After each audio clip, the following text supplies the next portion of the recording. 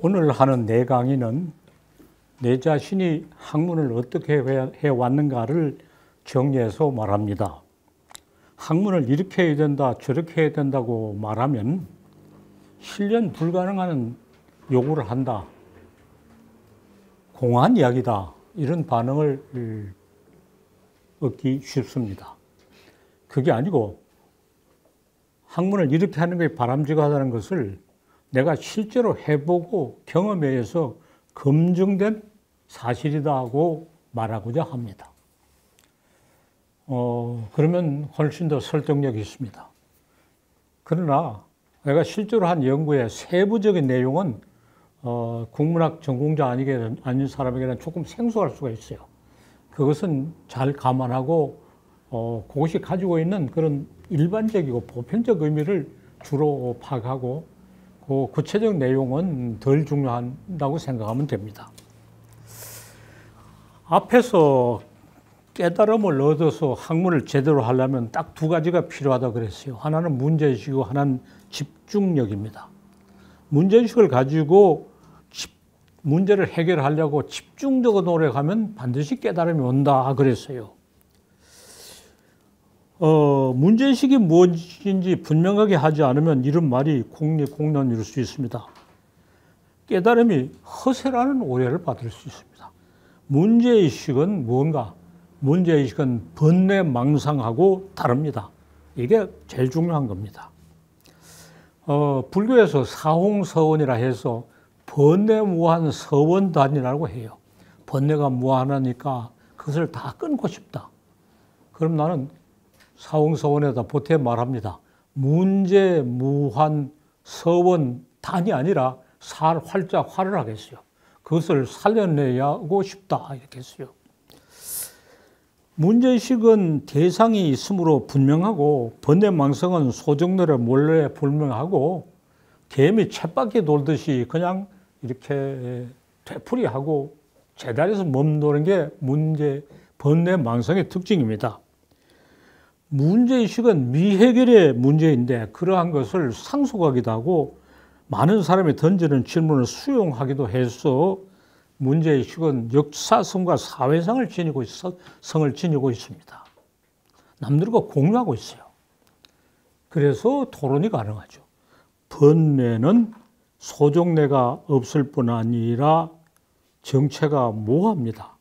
남들과 모호한다고 여기는 내 자신의 고민이고 번뇌망상은 아무런 역사성도 사회성도 없습니다. 요걸 딱 구별해야 돼요. 학문하는 사람이 번뇌망상에 사로잡혀 있으면서 그것이 문제의식이라고 착각하지 말아야 합니다. 문제의식이 무엇인지 한층 분명하게 하고 논의를 진정시키고자 합니다. 문제의식은 개인적인 관심사를 넘어선 공동의 문제를 심각하게 부려뜨리고 자기가 맡아서 해결하려고 애쓰는 그런 의식입니다. 이렇게 말하는 것이 더욱 진전된 정의입니다. 문제가 되는 공동의 관심사가 무엇인지 분명하게 해야 번뇌망상에서 벗어나서 문제의식을 제대로 갖춥니다. 막연한 일반론을 이 정도 끝내고 구체적인 예를 들어간 것은 내 자신이 한 연구를 가지고 논의를 구체화하고 타당성이 있다는 걸 말하고 공중에 날아다니지 않고 발에 땅에 돋는 이야기를 하고자 합니다. 국문학에서는 가사라는 긴 노래가 많이 있습니다. 이 가사가 도대체 정체가 뭐냐? 개별적인 작품을 고찰을 하는데 그치지 않고 총체적으로 가사란 무엇이라고 하는 질문을 풀어야 하는데 가사가 무엇인가 하는 것이 상속되어 온 문제입니다. 그것을 해결하려고 노력하는 게 문제의식입니다. 이렇게 말하죠. 가사는 시이긴 한데 서정시는 아니니 정체가 무엇인가? 오늘날은 가사 같은 게 없으니 그렇습니다. 이렇게 말하면 의미는 좀 더 분명해져서 문제의식이 확실해지나 거기에 해답이 있는 것은 아닙니다. 다른 분들이 선학들이 이렇게 말했어요. 가사는 문필이다, 가사는 수필이다 하는 것은 모두 그냥 편법에 해당하는 겁니다. 학계 초년명 시절에 내가 이 문제를 맡아서 해결하려고 나섰습니다. 자, 미해결의 과제를 가져들면서 시조와 가사가 다른 점을 시조는 서정이므로 가사는 서정과 대등한 수준의 미지수 X를 풀어서 해결해야 될 것이 아니냐고 생각했어요. 자, 여기서 문제는 뭐냐? 문제의식을 가다듬는다는 것은 미지수를 포함한 방정식을 만든다는 이야기입니다. 방정식을 만들어서 그 미지수를 풀어내는 것이 문제의식을 가다듬는 것이고, 거기서 깨달음을 얻고 연구가 전개됩니다. 그렇게 방정식을 못 만들면 문제의식이 겉돌고 말아요. 그리고 자칫 잘못하면 그러니 번뇌망상으로 되돌아가고 말해요. 예, 방정식을 만들어서 미지수 X를 풀어야 합니다. 우리가 수학을 할 때 방정식을 만들어서 미지수를 풀어야 수학이 문제가 풀리는 거와 마찬가지입니다. 시조와 가사가 다른 점은 시조는 서정이니까 대등한 수준의 X가 무엇인가 하는 문제를 가지고 끈덕지게 추구하다가 하고 있으면 어느 날 한 소식이 들려옵니다. 엉뚱한 같은 발상의 의문을 해결한 열쇠가 있습니다. 시조와 가사는 한쪽이 세계의 자화이고 시조는 세계의 자화인 서정이고 다른 쪽은 자의 세계화이다. 이렇게 함으로써 미지수 X를 풀게 된 겁니다. 이렇게 만들어야 똑 떨어지는 답을 얻고 다음 단계로 나갑니다. 둘을 관련시키고 각고 다른 점을 조명해야 둘 다 분명하게 여깁니다. 이 정도가 바로 도노입니다. 이게 도노입니다. 도노를 가지고 점수를 하려면 어떤 작업을 해야 되느냐? 세계의 자화는 다 서정이라고 말해왔습니다. 자의 세계화를 일컫는 이름이 우리에게는 없습니다. 그래서 이걸 이름을 지어야 돼요. 이름을 나는 교술이라고 지었습니다. 새로운 단어를 조언했어요. 왜? 가르칠 교사하고 설명 풀이해 준다는 교술이라는 단어를 지었습니다. 내가 이 단어를 지어서 점수가 시작됐는데 이것은 점차 학계에서 받아들여요. 처음에는 반발하는 사람이 많았어요. 쓸데없는 소리 한다. 또 이름을 또 잘못 지었다. 반발하는 사람이 많은데 점점 반발이 줄어들고 그것이 학문에서 교육으로까지 확대돼서 이제 중등 교육에서도 이러한 견해를 모두 받아들이고 있고 이게 또 사전에 오르고 있습니다. 그런데 우스운 것은 지금은 어찌 몰라 언제 사전을 보니까 교술민호라는 항목은 있고 교술이라는 항목은 없어요. 제대로 받아들이지 않았으나 이제 모두 사전에 받아들이고 있습니다. 그러나 이렇게 이름을 짓는 것이 점수의 한 가지 작업입니다. 또 하나, 이러한 개념을 다른 나라의 견우와 비교 고찰을 하는 것이 또 남아 있습니다.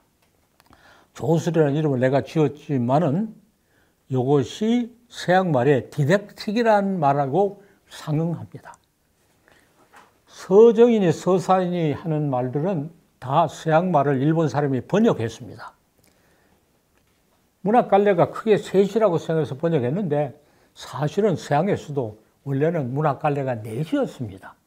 근데 와서는 내가 교술이라 하는 걸 제쳐놔버리고 문학갈래를 셋으로 축소한 것만 일본 사람이 받아들여서 셋만 번역했고 교술이라 한 것, 디덕틱이라 하는 것은 제명 처분해서 절로 갔어요. 그래서 사실은 우리도 넷이고 거기도 넷입니다. 이런 이야기까지 함으로써 점수의 내용이 상당히 복잡해집니다. 또 교수를 어떻게 추방했는가, 언제까지 있었던데 어떻게 추방했는가 하는 것을 밝히는 작업도 상당히 했습니다. 그 추방하는 단계에 매우 재밌는 것은 해겔이라는 사람이 미학에서 문학갈래를 크게 셋으로 보면서 교수라는 놈을 완전히 제명 처분할 수 없으니까 교수를 서사 집에 겹방사지를 시켰어요. 서사라는 큰 부류 안에 이런 것도 있다고 해서 겹방사지를 시켜서 명맥을 잇게 했습니다.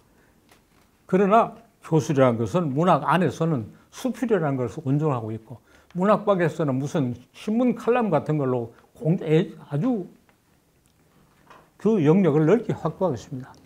문학 밖에서 쫓아냈다고 해서 없어지는 게 아니라 문학 바깥에 나가서 크게 행사하고 있습니다. 이런 이야기까지 다 하려면 상당히 복잡하죠. 이거는 점수에 해당합니다. 도노했기 때문에 점수한 겁니다. 도노하지 않고 점수하면 어떠냐?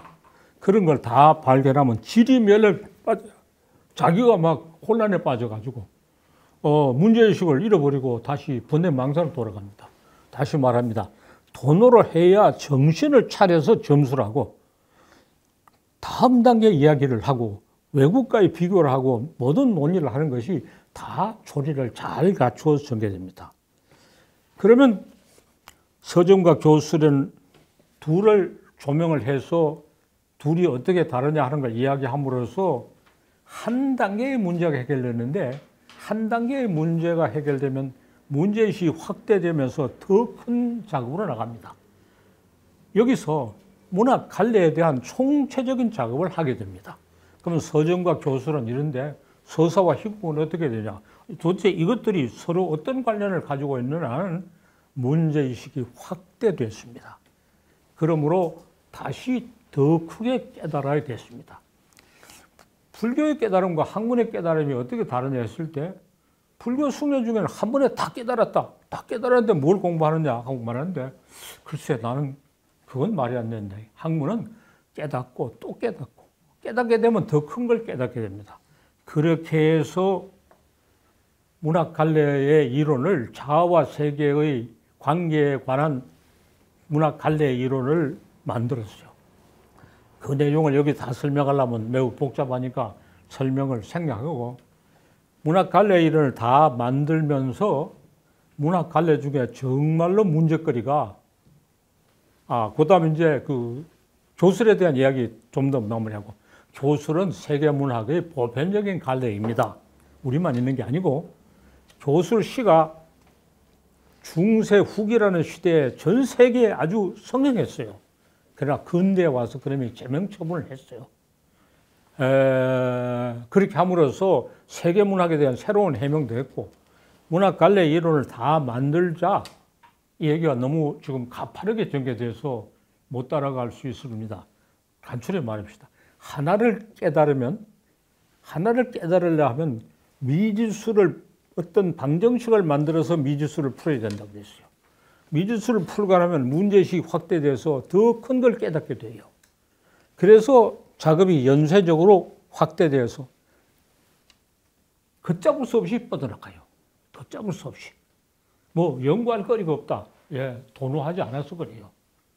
또 도노하는 방법을 몰라서 그랬어요. 도노에서 점수로 나가는 방법을 몰라서 그런 거예요.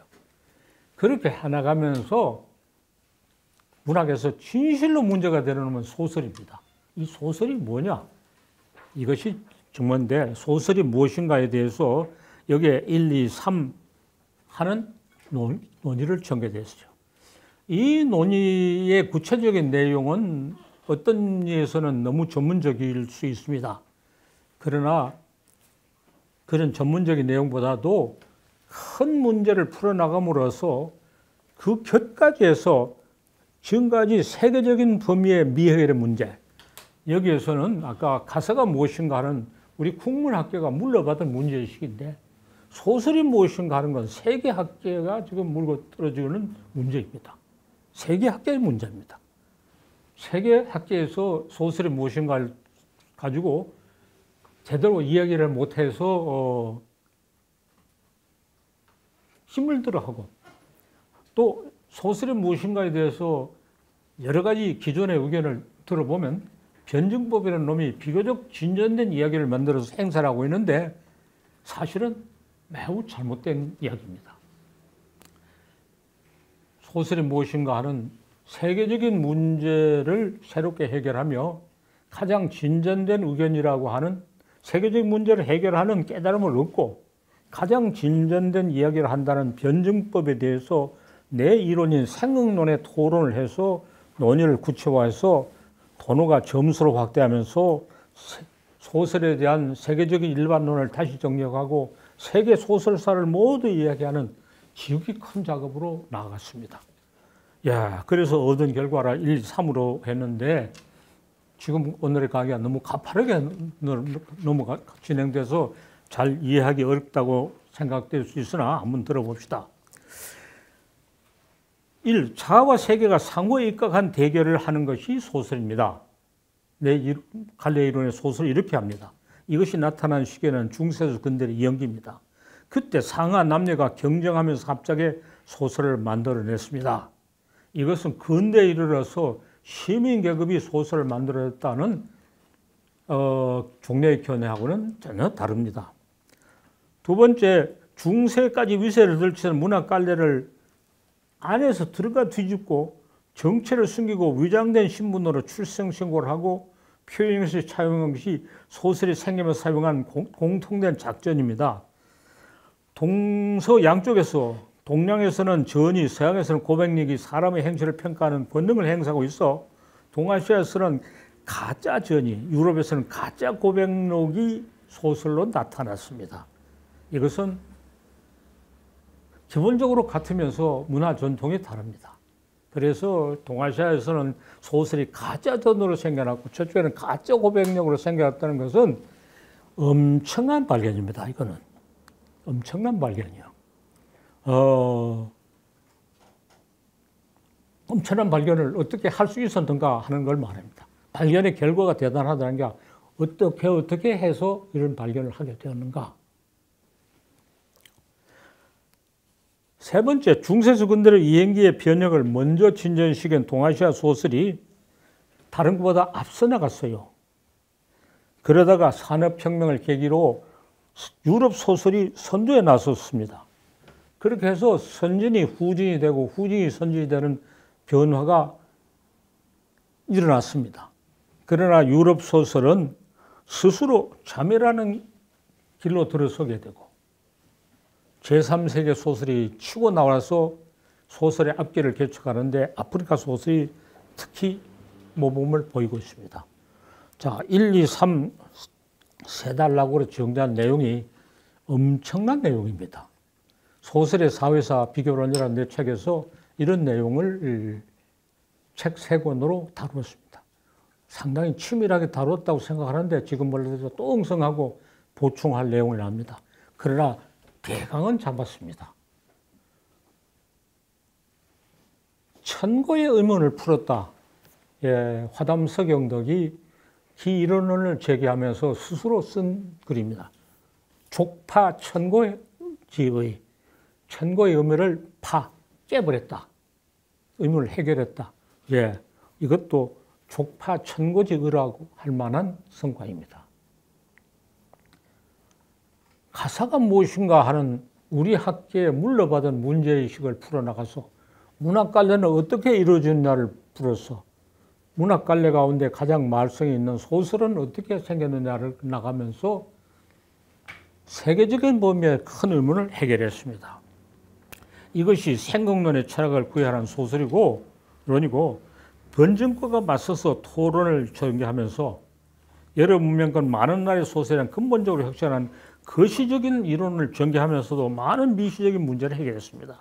변증법에서 소설의 사회적 갈등을 근대 시민의 관점에 묘사하고 해결했다고 했으므로 근대 시민사회가 먼저 성립된 유럽에서 만들어냈고 그것을 세계 전역에 수출하는 것이 당연하다고 하는데 전혀 그렇지 않다.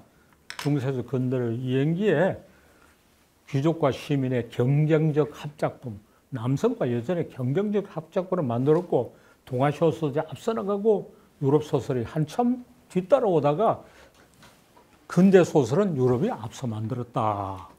이렇게 했습니다. 그렇게 하면서 점수의 과정에서는 행세를 한다는 소설로는 모조리 격파했어요. 우리가 책을 써서 외국 사람의 학설을 많이 인용하면 그걸 가지고 와서 자기가 거기에 기대해서 내가 이렇게 고명한 학설을 이야기하니 내 이야기를 알아주시오 하는 건 아니라 여기에서는 소설에 관해서 세상에 행세한다는 견해를 모두 격파했어요. 너는 이런 점에서 괜찮지만 이건 틀렸고 이건 틀렸다. 내 말이 옳다. 그렇게 해서 무림의 고수가 나가서 천하에 행세한다는 검격을 다 때려눕히고 세계를 평정했어. 아주 쌍스럽게 비교하면 그런 일장 활극을 벌였어요. 이것은 마치 19세기까지의 물리학을 무효로 만드는 20세기 물리학의 혁명과 같은 것입니다. 이 전과를 자랑하려고 하는 게 아니라 그렇게 된 원리를 이야기합니다. 문제의식을 가지고 해결하려고 집중적으로 노력하면 도노가 옵니다. 도노를 잘 풀어나갈 수 있어 방정식을 위해서 무주소를 설정나가면 점수로 나가서 점수를 하는 과정에 도노가 더 커져집니다. 문제의식을 더 큰 걸 만나게 됩니다. 그렇게 하는 연구의 한 본보기를 보이려고 이야기합니다. 그러니까 가사에서 시작해서 문학 갈래 전반도로 해서 소설까지 나와서 세계 소설사까지 한 이러한 연구를 학문의 다른 분야에서도 다 할 수 있어요. 어디든지 할 수 있어요. 하려고 마음을 먹지 않아요. 발심이 없어요. 발심을 하려면 문제의식을 가져라. 그리고 집중적으로 노력해라. 그러면 도노가 온다. 도노를 어떻게 잡아내서 어떻게 점수를 나가고 다시 어떻게 도노를 확대하느냐 하는 것을 여러분에게 말해 주려고 내가 한 작업의 한 본보기를 들었습니다. 내가 해보니 된다. 가능하지도 않고 되지도 않은 일을 너희들은 해야 되느니라 하면 전혀 무책임하죠. 나는 시키는 사람이고 너희들 하는 사람인데 나는 시키는 걸로 족하지 너희들 왜 안 하느냐? 옳게 시키는데 왜 안 하느냐?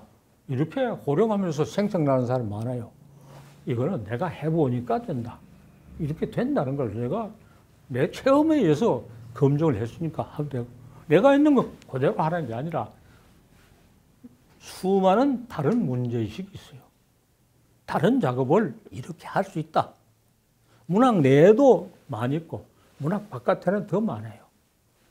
그러면 다른 사람이 어떻게 했는가까지 다 예증을 들어서 말해줄 것이냐? 다른 사람이 어떻게 했느냐를 내가 그 사람이 아니니까 속속들이 들어가서 이야기할 수 없어요. 내가 확실히 알 수 있는 것은 내가 해본 것밖에 없으니까 이 이야기를 하고 나한테 너무 많은 설명을 청하지 말고 이쯤 했으면 각자 자기 일을 자기가 해라. 나는 아무 기댈 데 없고 참고할 데 없어도 이렇게 했는데 이 정도 했으면 이걸 참고해서 하는 게 좋지 않느냐. 이렇게 말하는 겁니다. 자, 지금부터 딱 20분 했네요. 10분간 토론합시다. 이게 돼서. 지금 주신 말씀은 대단히 중요한 지적들이 있고 도로 점수 같이 해야 된다는 말씀 이해하는데 선생님께서 이 이론을 모색하실 때 써먹은 게 있고 버린 게 계시나요? 네. 가령 특정 전환이나 불특정 전환 네, 네. 아주 좋은 책상이었는데 네. 그거는 폐기 처분 되다시피 했습니다. 그리고 또 두 번째 여쭙고자 하는 것은 선생님 이론이 가장 잘 맞아 들어가는 핵심 부분은 신흥사대부의 등장. 신흥사대부의 등장에 그렇게 해서 시조, 경기체가 가사, 심지어 뭐 가전체까지 일괄되게 설명하신 적이 있거든요. 그런 부분에 중세 후기, 특히 고려 후기라고 하는 시기는 세계 문학사 전체에 어떤 관련이 있는지 좀 추가 말씀 주셨습니다. 하는 동안에 많은 이론적인 착상을 했고 또 많은 용어를 지어냈어요. 버린 게 아니라 그거 다 써먹으면 갈 길이 많은데 내가 해놓은 아주 서너 가지를 했어요. 이 광맥이 더 중요하다고 일로 가기 때문에 이쪽을 그냥 두고 있는 거예요. 그 광맥으로 가면 또 있어요. 뭐를 찾아내서 의문을 해결하면 새로운 의미 서너 개 나오고 새로운 착색이 서너 개 나올 때 선택의 문제예요. 내가 24시간 작업할 수 있는 것도 아니고 내가 여러 평생에 보장되는 것도 아니고 잠잘 시간 다 자고 쉴 시간 다 쉬고 상담은 엄청히 부지런해야 되지만 또 적당히 게을러야 된다는 게 내 치료죠. 그러면서도 감당할 수 있는 일이 뭔가 내가 파놓은 길 중에 뭘 선택해요. 왜 그걸 선택했냐? 요걸 하면 이게 더 많은 발전이 가져올 것이다 해서 옆에다 그냥 둔 거예요. 막 폐기 처분한 게 아니라 그냥 돌보지 못하고 둔 거예요. 돌보지 못하고 둔 거를 누가 받아들여서 거기서 자기가 활로를 끼쳐나가도 돼요. 흥부전의 양면성이라는 전문을 쓰면서 많은 착상을 하고 용어도 만들었어요. 그 중에 뒤에 써먹은 게 별로 없어요. 왜냐하면 내가 선택한 길을 가기에 바빠서 그거 못 돌보고 있는 거예요. 그래서 무책임하다고 할 게 아니라 다른 사람한테 먹거리를 많이 줬다 이렇게 생각해야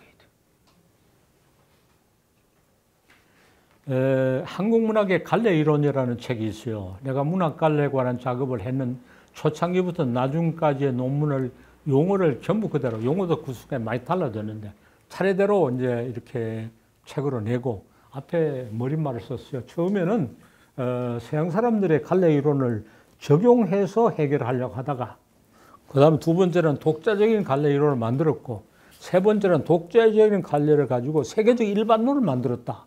이런 궤적이 이 책에 들어있다.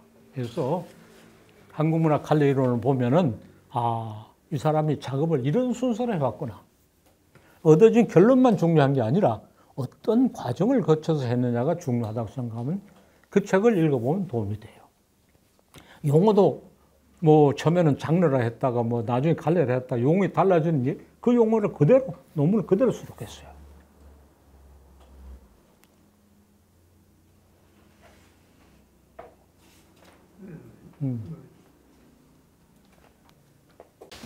유럽에서 죽어가는 소설, 변증법, 책문론의 입장에서 이 부분을 설득력 있게 설명할 수가. 예, 한국 소설의 이론 책을 3권짜리 책을 썼어도 내가 봐도 아주 미진해요. 자, 이제 이런 이야기를 해요. 유럽 소설에 두 가지 흐름이 있어요. 하나는 가짜 고백록입니다. 그래서 내면 심리를 이야기해요. 또 한 흐름은 뭐냐 하면 근대 시민문학이기 때문에 근대 시민하고 귀족과의 계급적인 대립을 그렸어요. 가령 발자크 소설 같은 그런 거죠. 이 두 가지 흐름 중에서 근대 소설에서는 계급적 대립과 사회 갈등을 그리는 게 설다가 계급적인 대립이 와해돼요. 대개 1848년에 7월 혁명을 거치고 부르주아 혁명이 완성되자 부르주아 사회들은 계급적 대립은 이미 없었다고 해서 그걸 잃어버리게 돼요. 그리고 내면적 심리의 소설로 다시 가요. 그래서 소설의 자아와 세계의 대결이 와해돼 버려요. 그것이 소설의 자멸하는 길이었어요. 더군다나 오늘날 유럽 사람들은 계급 대립이 없어져서 가령 대학의 교수와 청소부가 대우를 같이 받아요. 이태리에서는 청소부가 더 받는다 그래요. 그렇게 하면서 그런 대립관계가 없어지면서 서사문학의 기본인 대립관계가 와해된 것이 거기에 이유가 있다. 이렇게 이야기해요. 그러나 거짓말입니다. 유럽 사람이 그렇게 함으로 인해서 유럽에 와서 힘들게 노동하는 다 외국인 노동자예요. 유럽인과 외국인 노동자의 문제. 유럽인과 아프리카인의 문제는 전혀 해결되지 않은다 불구하고 의식이 축소돼가지고 그런 착각을 하고 있는 거예요. 그러므로 유럽인과 아프리카인의 문제, 유럽 안에서의 문제. 우리나라도 지금 외국인 노동자와 한국인의 관계는 계급 대립을 가장 첨예하게 문제 삼는 작가들도 안중에 없어요. 유럽과 제3세계 문제를 들고 나온 것은 제3세계 작가, 특히 아프리카의 작가들이에요. 그래서 죽어가는 소설을 아프리카에서 살린 거예요. 그러면서 내면의식의 문제를 그런 대결 속에 다시 들어간 거죠. 내면의식의 그런 대결을 다룬 소설이 내면의식이 무시되는 건 아니라고요. 그것이 이야기인데 그 이야기가 이제 뭐 소설의 사회사 비교론에서 길게 해서도 많이 미흡하고 가끔 내가 너무 요약해서 이야기함으로써 납득하기 어렵다 이런 반응을 보여요. 그래서 지금 말하는 것은 그 내용이 아니라 어떻게 해서 그런 걸 알아냈느냐 이게 중요한 거죠. 지금도 이 학교에서는 이런 부분을 그러니까 죽었지 않았다고 유럽 소설을 계속 번창해 왔다고 그렇게. 아니요, 현재는 유럽 소설이 죽었고 한 예를 들어 내가 가끔 해요. 런던에 가면 딜런이라는 서점이 있고 파리에 가면 프라하게 우리나라 교보문 같은 서점이요.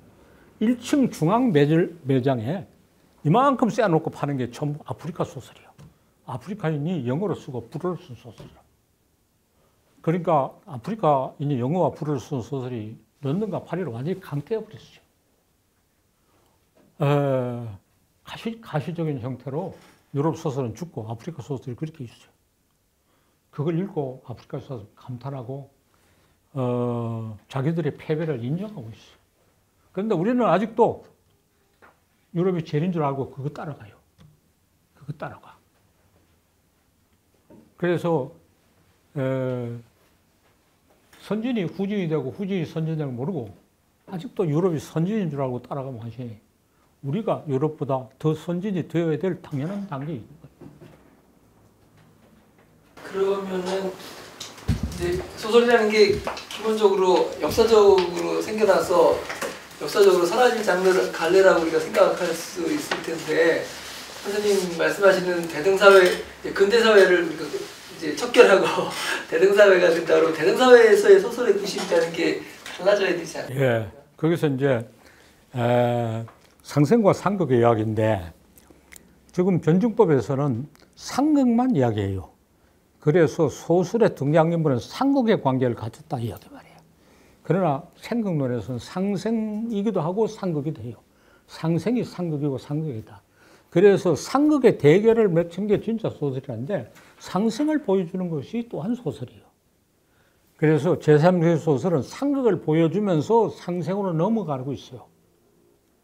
상극을 보여준다고 할 때는 상극이 비극으로 끝나야 최고다 이렇게 말해요. 비극으로 끝나야. 예, 그것은 그 사람들이 가지고 있는 생각의 한계죠. 예, 상생은 비극으로 끝나야 최고인 게 아니라 상극을 넘어서는 상생이 이루어지고 있어요.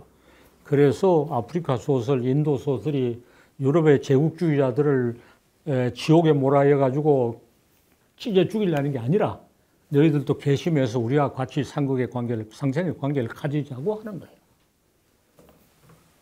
지금 미국에서 그 교포 여자 문제되는 소설이 보이다.